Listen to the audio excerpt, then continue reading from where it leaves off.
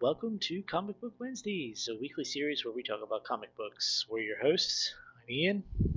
I'm Al. If you're enjoying our content, please remember to like, comment, subscribe. This week, we dove into some comic books, again by Jonathan Hickman. We read Avengers 31, 32, and 33. Um, and these were labeled as tie-ins to Original Sin. And I have to say, guys, I'm not feeling the whole tie-in vibe. They're great issues, but they're definitely not tie-ins to that Original Sin comic. Yeah, Yeah, there's a lot seriously. going on in there. And they're all time travel based, which Original Sin has nothing to do with. So kind of weird, but I'm enjoying it. So we dove more into the aftermath of the Time Stone reappearing and taking them into the future, and we jumped like tens of thousands of years by the end of it. Do you, Yeah, definitely. or was it Getting millions to of the, years? Or just um, I don't remember the exact it was a amount. lot of time either way, but we got to meet some new interesting characters, some variations on characters we already know, which was cool. Yeah. Um, I don't know if I'm going to go into any one specific order with the issues. I just kind of want to talk about my favorite points. Um, I really liked the Ultron based world they go to, where they're so far in the future that an Ultron singularity has taken over the world. I thought that was really cool. Yeah. I enjoyed once past that. Once we got to meet Franklin Reed, I thought he was a really interesting character, and getting to see a little bit of his knowledge of what happens and stuff like that was pretty cool. Yeah, it's really neat. And like what stuck for me from that is like the conversation he has with Cap essentially where like Cap's like, well, we must have won, right? Because you're here, this is a thing, and like I feel like what Hickman was trying to like put across with that conversation was that like time isn't a linear construct. What is happening to the universe is happening to all times all at once, kind of thing. Yeah, Just kind of funky, kind of like it.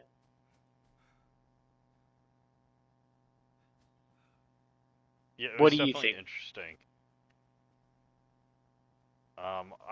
I don't so much having a thought on the linear time thing or whatever that was, but you know, to for them to be able to see, like that Cap fighting them is what causes them to fail and succeed at the same time was kind of cool. And Cap having the realization that, you know, how much he's going to play a part in the future. Mm-hmm. I also feel like he doubled down on his like ideas at that point. Like he didn't seem like concerned that it would be his fault to fail. Like he's just like, all right, it's whatever.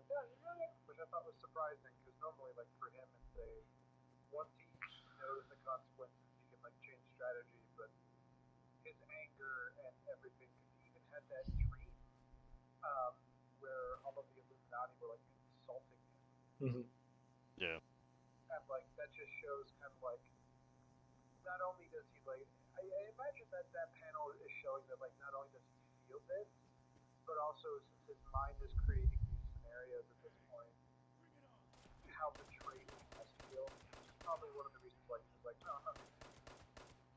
Right.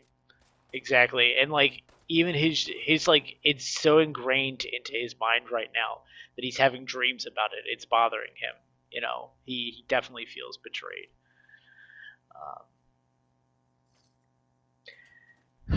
Franklin is an interesting character. Now we're kind of on that topic at the moment. I don't think I sent an extra issue, Fantastic Four 605, that kind of like delves into Franklin a little more. I don't think you guys read it. At least I Shane, you said you didn't. Al, did you get take a look at I it? I didn't get a chance to look at it. No, it was not one of them weeks that I could do that. It's fine. Unfortunately.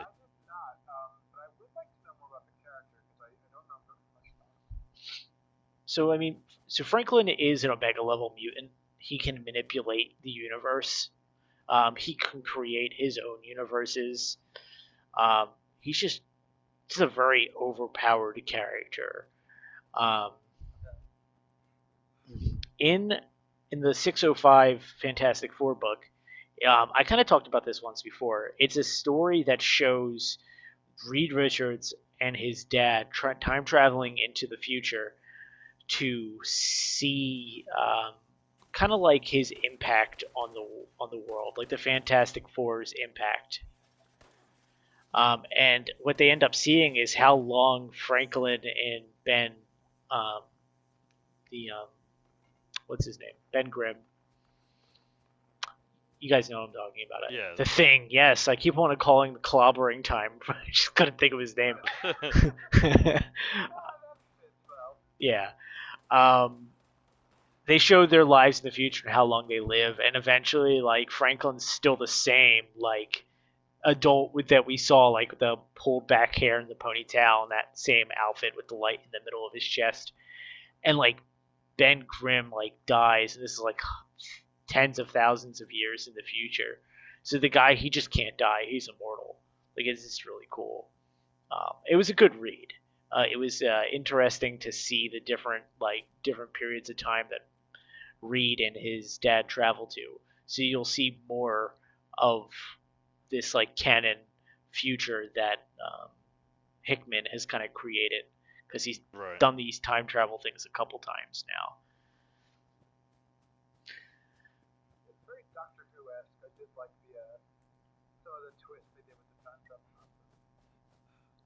Do you have anything that sticks out specifically in your mind at the moment?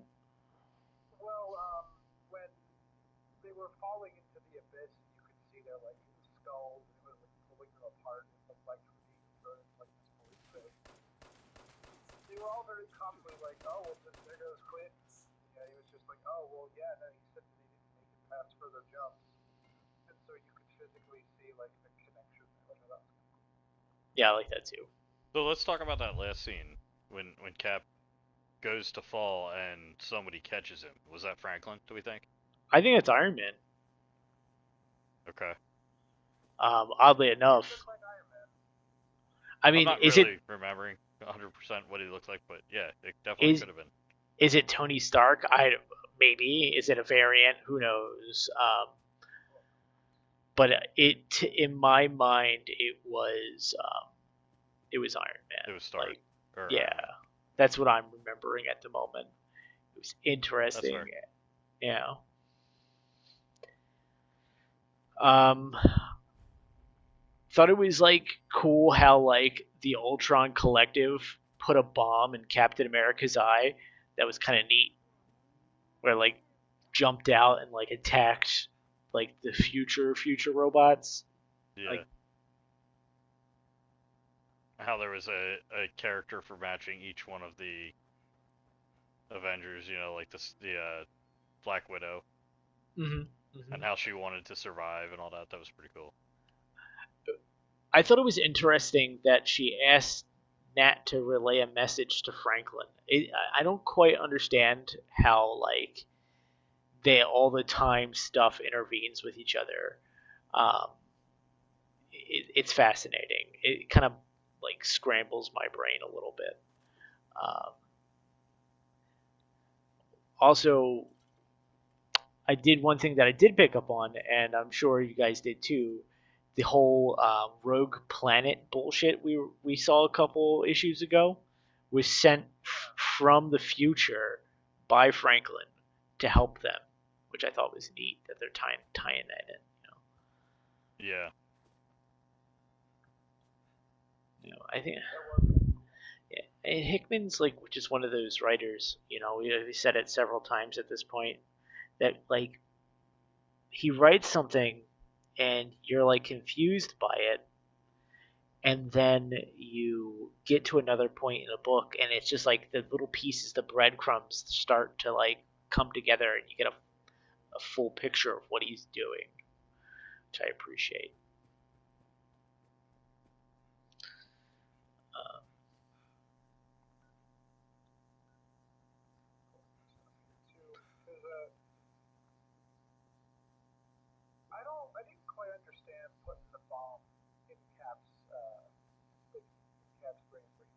got all the way to that other future planet, and it like popped out of his eyeball and like latched onto the other person, and it said "World Core Corrupted." Like I didn't really understand what the purpose of that was. I think it was at. All right, so this idea just kind of popped into my head. So what if Franklin having the ability to live through different events and maybe even has the ability to time travel himself, which in other books he has, and he still might have that ability. Um, he knew of all the places the Avengers were going to go. It was orchestrated. It wasn't random. I think Cap even knew, like, you knew we were going to be here, so you chose to be here at this time because you knew we were going to be here. He said this to Franklin, something along those lines. Not specifically that, but you get the idea.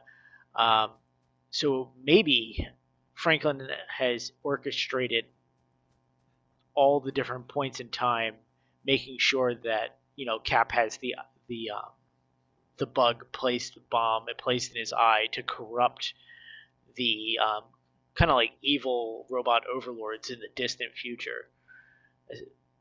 Maybe that I was picking up a vibe like that, you know. That definitely leads. Well, no, I can see that. That does make sense because that also leads to like Robot Matt self-aware and wanting to not be connected to all the overlords, which I did think was really interesting. Like a, hey, please tell this person to give me freedom, and it's this guy who I personally know nothing about, and he's just like, yeah, no, this person wants the freedom, and he's like, yeah, okay. That's good. I'm okay with that.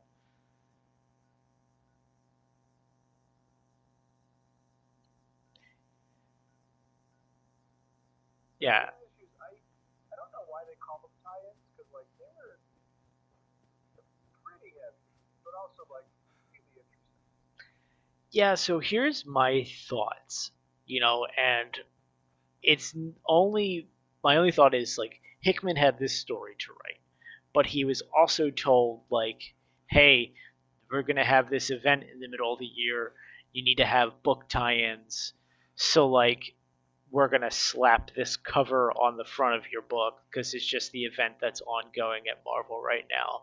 Well, then he was probably like, that's going to mess up our story leading to Secret Wars. We can't do that, like, and they're like, okay, we'll write what you want. We're going to put this on the front of it. We're going to sell comic books, you know. So that's where I was thinking that happened. Like, essentially, um, marketing at Marvel was like, we need to have this as a tie-in book. And Hickman's like, well, that doesn't really line up with what I'm writing. So they're like, okay, well, we'll just put it on the front of there, and you just write what you want. But then, like, as somebody who's buying comic books, if I wanted to buy all the original Sin tie-ins, and there are maniacs that do that, no offense to you people out there, but there are maniacs that buy every single tie-in, like hundreds of them,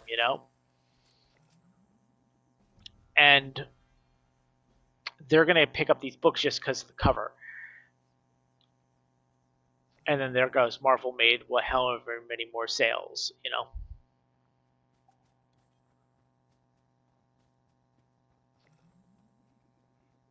Yeah, I can't get on board with buying every tie-in just because it's got a name on it. It's not my life. I'm not about it. Yeah, especially now that we have the apps that we can read them all on and stuff like that, which makes it a little bit easier. Oh yeah, we might get them like a little bit after the fact, but it's worth waiting. Like I don't Yeah. need to get them as soon as they come out anymore. I mean, but I was a comic book junkie for a while. Like I'd go every Wednesday and get like 6 or 7 books, and like it's expensive. I prefer to do the whole. I'm gonna wait until they compile this into one volume, so I don't have to wait for the issues and can just read them all. It's fair. No, I have certain books like I'll even have bought books that are compiled into a trade paperback that I read already. Like as Secret Wars was coming out, when it came out. I bought all the issues, but I definitely have the trade for it. Like, I can do that about a couple Batman books I have. Like, I pretty much have all of the first Batman run that I've read, but like I said, I read it. I have all the issues. So, is it redundant? A little bit, but it's okay. I'm happy with what I have. Honestly, that's how I feel about the Power Rangers ones that I collect, because I'll like catch snippets and things here and there, but then I'll wait like maybe a few months for like a few volumes to come out, and just buy them and then just binge them. I need to buy those. They're on my list of reading because I was reading those issues when they first came out. But however, what happened was um, I stopped buying books because I got engaged, so I never got a chance to finish them. So That's a fair trade. yeah, yeah. But they're definitely on my list. I wanna read them. Um, so I actually want to talk to you about, because we talked about how these tie-ins didn't really reflect Original Sin. Now I like the story of Original Sin. I think it's pretty good. I don't know how much it's actually going to reflect in Hickman's work, just because of how like loose these tie-ins are. Do you guys want to continue to read it or not? Because it's basically the next 2 weeks are all Original Sin books. I mean, I Keep reading the tie-ins. No, the main book. the Avengers books. No, Original Sin. The Original Okay. Sins issues three through 8. So I mean, I want to read Original Sin. okay, Yeah, I definitely want to read it just to see where they go from what we've okay, read so far. cool.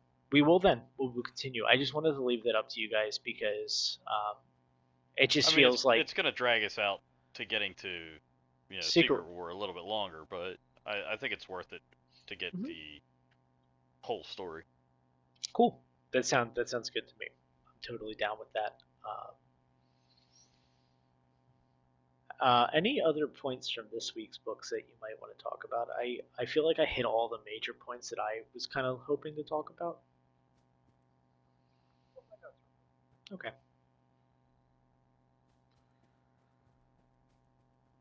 actually, I did have a question about reading something.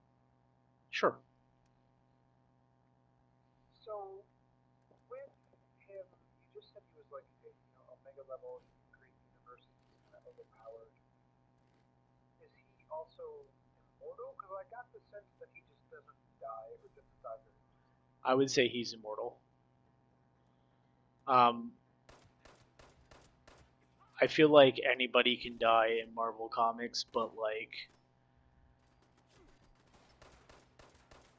Franklin as the idea, like maybe he can be murdered, he can be killed, but he won't die of old age, as far as I can tell. Okay.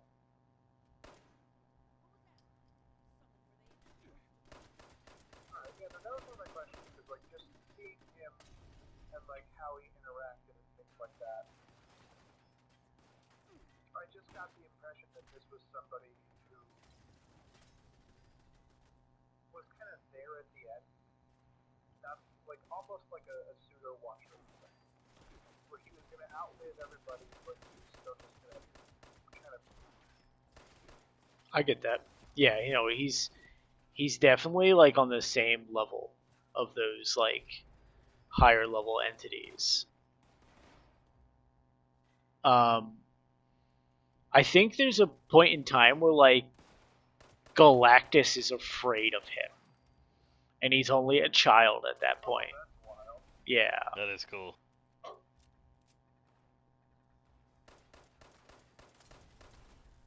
yeah. So the kid's crazy. Like I said, he's an Omega level mutant, so like he's up there. And it's funny to like list other characters in there with him, but like Storm and like Iceman, they're all considered Omega level mutants. Which, I mean, those two characters are kind of weak as far as Omega level characters go for me, in my opinion. Yeah. But I mean, they definitely are powered in their wheelhouse. But I just feel like not really what you would consider an Omega level mutant. well, like Bobby's crazy, right? Because like Bobby's powers aren't just freeze stuff. But he removes heat from the universe. Yeah. Like, so it's pretty crazy. And like,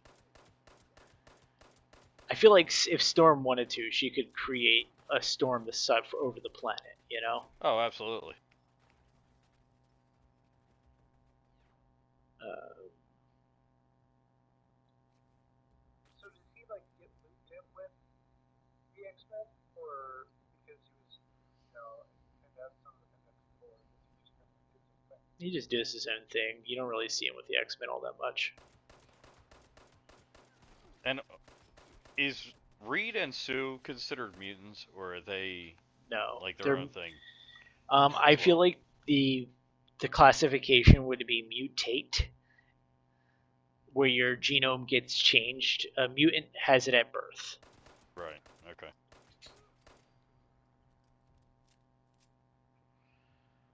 Um, how about you, Al? Any final points you want to talk about?